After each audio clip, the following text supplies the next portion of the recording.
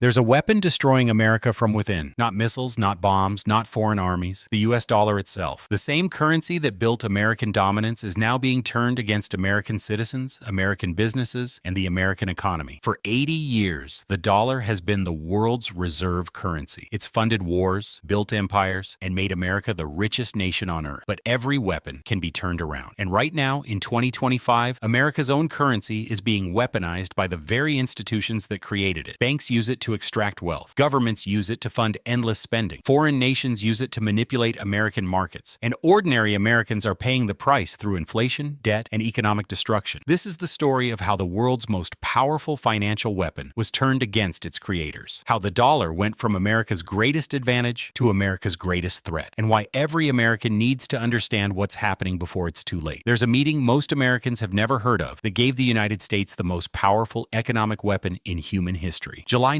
1944, Bretton Woods, New Hampshire. Representatives from 44 nations gather at the Mount Washington Hotel to redesign the global financial system. World War II is still raging, but the Allies know they're going to win. The question is, what comes after? Britain wants to maintain the pound sterling as the world's reserve currency. They've held that position for over 2 centuries, but Britain is bankrupt. They owe massive debts to the United States. Their cities are in ruins. Their empire is bleeding money. They have the history, but not the gold. The United States has both. Fort Knox holds over 20,000 tons of gold, more than half the world's official reserves. While Europe destroys itself, America has become the world's factory, the world's lender, the world's military superpower, and now they want the world's currency too. The negotiations are brutal. John Maynard Keynes, representing Britain, fights desperately to preserve pound dominance, but the American delegation, led by Harry Dexter White, holds all the cards. No gold backing, no deal, no American loans, no European recovery. The message is clear. Accept dollar dominance or rebuild Europe without American help. On July 22nd, the Bretton Woods Agreement is signed. The US dollar becomes the world's primary reserve currency. Every major currency will be pegged to the dollar, and the dollar will be pegged to gold at $35 per ounce. This isn't just monetary policy. This is the creation of a financial weapon. Here's how the weapon works. Every country needs dollars to trade internationally. To get dollars, they have to sell America their goods, their resources, their labor. America can print dollars to buy anything it wants from anyone. Other countries have to earn dollars by producing real things. America gets real goods. The world gets paper promises. At the time this seems fair, the dollar is backed by gold. America promises that $35 can always be exchanged for 1 ounce of gold. The system has credibility because it has backing, real backing. But weapons are designed to be fired, and this weapon is about to be loaded with something far more dangerous than gold. The Bretton Woods system created the power. What came next would remove every limit on how that power could be used. 27 years after Bretton Woods, the weapon is about to be loaded. August 15, 1971. President Richard Nixon sits in the Oval Office preparing to make an announcement that will change the world forever. The gold backing that gave the dollar its credibility is about to disappear, and most Americans have no idea what's coming. The problem started in Vietnam. By 1971, the war has cost over $120 billion.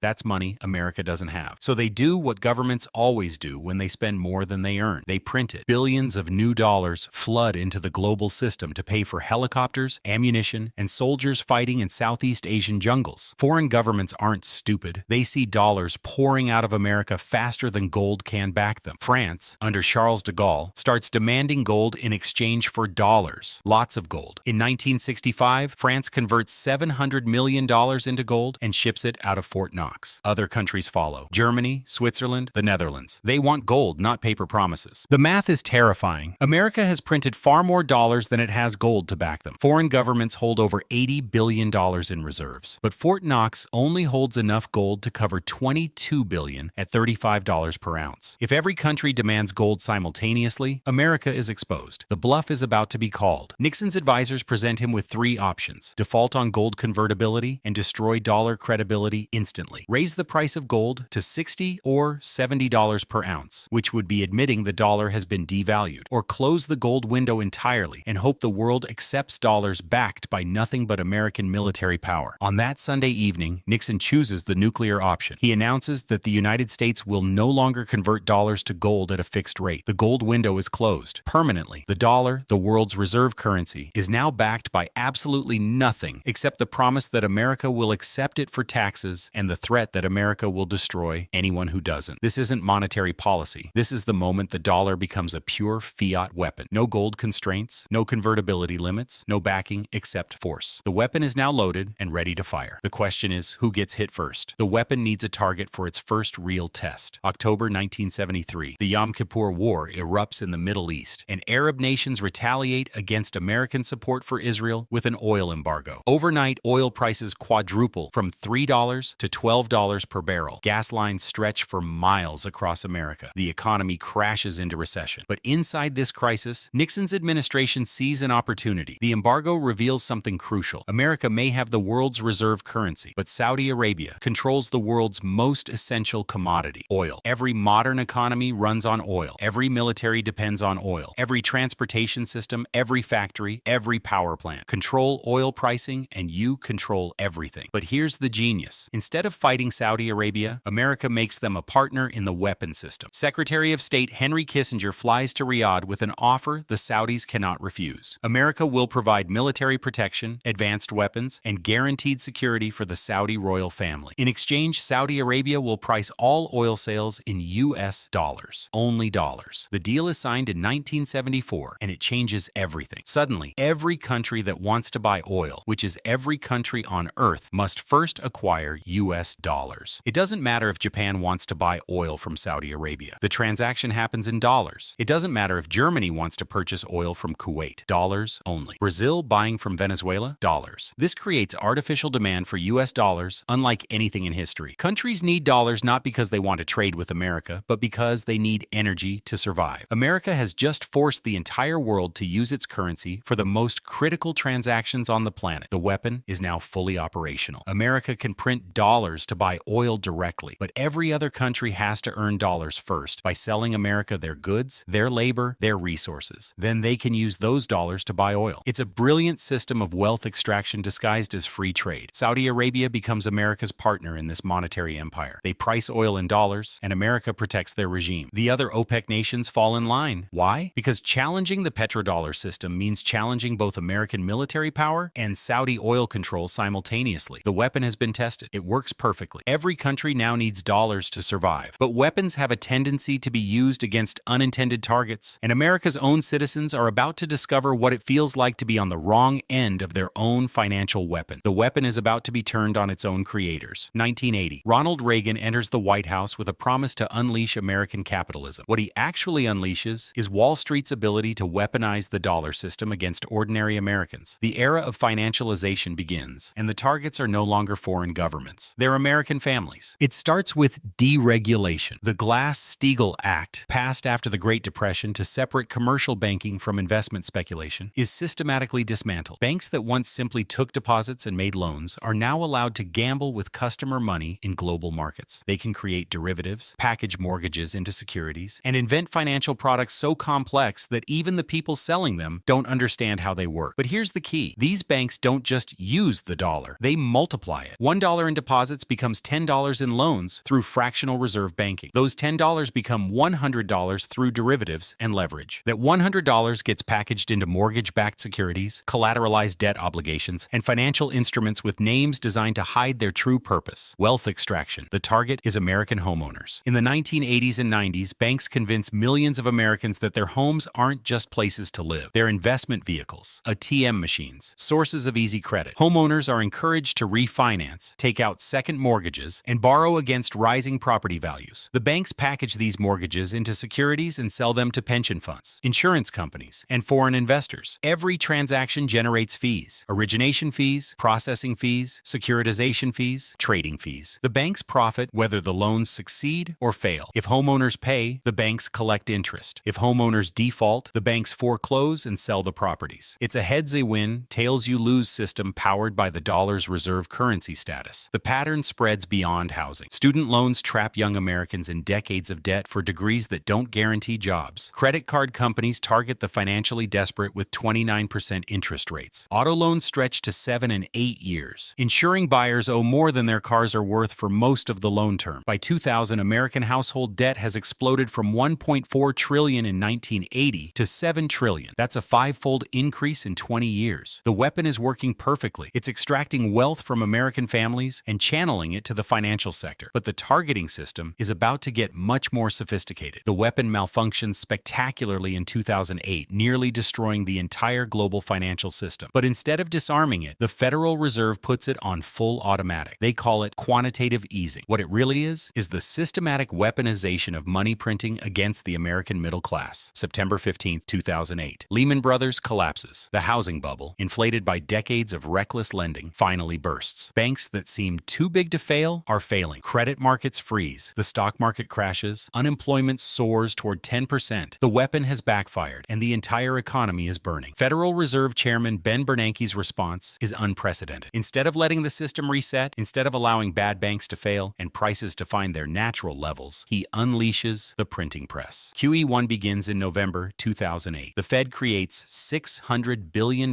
from nothing and uses it to buy mortgage-backed securities from the same banks that created the crisis. Think about what this means. The banks made bad bets with depositor money and taxpayer-backed loans. When those bets failed, instead of taking losses, the banks sell their worthless assets to the Federal Reserve for full price using newly created dollars. The banks get bailed out. The taxpayers get the bill through inflation. But QE1 is just the beginning. QE2 launches in 2010, creating another $600 billion. QE3 starts in 2012 and runs indefinitely, creating $85 billion new dollars every month until 2014. That's over $1 trillion per year in pure money creation. Where do these trillions go? Not to workers whose wages have stagnated for decades. Not to small businesses struggling with regulations and taxes. Not to families losing their homes to foreclosure. The money goes directly into financial markets, stocks, bonds, real estate investment trusts, anything that rich people own. This creates the wealth effect. Asset prices soar because they're being inflated by printed money. Anyone who owns assets gets richer. Anyone who doesn't own assets gets poorer as their purchasing power erodes through inflation. The wealth gap explodes. The richest 1% see their net worth double while median household income stagnates. The weapon is now firing continuously. Every month, every quarter, every year. $85 billion here, $40 billion there, whatever it takes to keep asset prices inflated. The Federal Reserve has become a permanent money printing operation designed to transfer wealth from wage earners to asset owners, and they're just getting started. March 2020, the weapon goes into overdrive mode. COVID-19 lockdowns shut down the American economy, and the Federal Reserve's response is the most aggressive monetary assault in human history. In just 2 years, they will create more dollars than were printed in the previous century combined. The collateral damage will be catastrophic. Jerome Powell, the Fed chairman, doesn't hesitate. Within weeks of the lockdowns, he announces unlimited quantitative easing. Not $85 billion per month like before. Unlimited. Whatever it takes. The printing presses run 24 hours a day, 7 days a week. By the end of 2020, the Fed has created over $3 trillion new dollars. By 2021, another $2 trillion. Over $4 trillion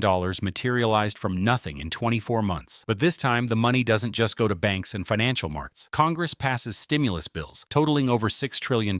Paycheck Protection Program loans, enhanced unemployment benefits, direct payments to families, corporate bailouts, state and local government funding. Money everywhere, for everything, backed by absolutely nothing except the Federal Reserve's printing press. The immediate effect seems positive. Stock markets soar to record highs. Housing prices explode upward. Unemployment falls rapidly as the economy reopens. Politicians declare victory over the pandemic recession. But weapons always have delayed effects, and this one is building toward detonation. By 2021, prices start rising, not just a little, dramatically. Gasoline goes from $2 to $4 per gallon. Groceries become 20, 30, 40% more expensive. Used cars cost more than new cars used to cost. Lumber prices triple, making home building unaffordable. Rent increases force families from their apartments. The government claims this is transitory, caused by supply chain disruptions and temporary shortages. They're lying. This is monetary inflation, pure and simple. When you double the money supply in 2 years, prices double. When you flood the economy with trillions of new dollars, each dollar becomes worth less. Basic economics that every empire in history has learned the hard way. But the real damage goes beyond higher prices. The money printing has created the biggest wealth transfer in American history. Asset owners, people who own stocks and real estate, see their net worth skyrocket. Working families see their savings destroyed by inflation. The gap between rich and poor becomes a chasm. The weapon has found its target. Not foreign enemies, not rival nations. American families, American workers, American savers. The very people the dollar was supposed to protect are now its primary victims. The world is done being America's victim. February 24, 2022. Russia invades Ukraine, and the United States responds with the most aggressive financial sanctions in history. Russian banks are cut off from SWIFT, the global payment system. Russian central bank assets are frozen. The ruble is weaponized into collapse. But this time, the targets shoot back. attack. Within days of the sanctions, Russia and China announced they will conduct all bilateral trade in rubles and yuan. No dollars required. India follows, agreeing to buy Russian oil with rupees. Iran, already cut off from dollar systems, expands its barter arrangements with Russia and China. The dollar weapon that seemed invincible is suddenly being bypassed by a third of the world's population. But the real counterattack comes from the BRICS nations. Brazil, Russia, India, China, and South Africa have been quietly building alternatives to dollar-dominated systems for over a decade. In 2023, they announced new members. Saudi Arabia, the cornerstone of the petrodollar system, joins BRICS. The UAE follows. Egypt, Ethiopia, Iran. The alliance now controls over 40% of global GDP and 60% of the world's population. More importantly, they're building payment systems that don't need dollars. China's CIPS, the cross-border interbank payment system, processes transactions in yuan without touching American banks. Russia's SPFS provides SWIFT alternatives for sanctioned nations. India develops its own digital payment platforms. These aren't just backup systems. They're direct challenges to dollar dominance. The numbers tell the story. In 2000, over 70% of global foreign exchange reserves were held in dollars. By 2025, it's fallen below 58% and dropping rapidly. Central banks worldwide are diversifying into gold, yuan, euros, anything except dollars. Russia and China have been buying gold aggressively, accumulating thousands of tons while reducing dollar holdings. Even America's closest allies are hedging their bets. The European Union launches the digital euro to reduce dependence on dollar payment systems. Japan and South Korea explore bilateral trade agreements that bypass dollars. Switzerland, traditionally neutral, begins offering yuan-denominated banking services. The weapon is losing its effectiveness. Countries that once had no choice but to use dollars are creating alternatives. The artificial demand created by the petrodollar system is evaporating as nations find ways to buy energy without American currency. The network effect that made dollar dominance seem permanent is working in reverse. Every sanction, every weaponization of the dollar system, every abuse of reserve currency privilege accelerates the world's desire to escape American monetary control. The weapon that gave America unlimited power is now driving the world to unite against it. The weapon has found its final target, America itself. 2025, and the dollar that once made America the richest nation on earth is now systematically destroying American prosperity, American savings, and the American dream. The weapon of mass financial destruction is detonating in slow motion, and there's nowhere left to run. Here's how the final destruction works. Every dollar printed to bail out banks steals purchasing power from American workers. Every quantitative easing program transfers wealth from savers to speculators. Every debt ceiling increase loads more ammunition into a weapon pointed directly at the middle class. The Federal Reserve has become America's economic enemy, using America's own currency against its own people. The numbers are devastating. Real wages, adjusted for inflation, have been declining for 2 decades. A house that cost 3 times the median income in 1970 now costs 8 times the median income. College tuition has increased 1,200% since 1980. Healthcare costs consume 20% of GDP, double what other developed nations pay. All of this is financed through currency debasement that makes everything more expensive except labor. But the real destruction comes through debt. The national debt, now over $36 trillion, requires over $1 trillion annually just to service the interest payments. That's money stolen from infrastructure, education, and social programs to pay bondholders who bought government debt with printed money. It's the perfect scam. Banks create money from nothing, lend it to the government, and collect real interest payments from taxpayer labor. The debt spiral is now unstoppable. Interest payments consume more of the federal budget every year. As rates rise, the payments explode exponentially. The only way to service the debt is to print more money, which causes more inflation, which requires higher interest rates, which increases debt service costs. It's a death spiral disguised as monetary policy. Meanwhile, the world builds alternatives. Every bilateral trade agreement that bypasses dollars reduces demand for American currency. Every central bank that diversifies into gold or yuan chips away at reserve status. Every BRICS payment system processes transactions without American involvement. The weapon is losing power abroad while gaining destructive force at home. This is the final irony. The dollar weapon that gave America global dominance is now the primary threat to American prosperity. The currency that built the American empire is destroying the American economy. The weapon has turned on its creator with mathematical precision and unstoppable force. America created the ultimate financial weapon, and now that weapon is firing directly at the heart of America itself.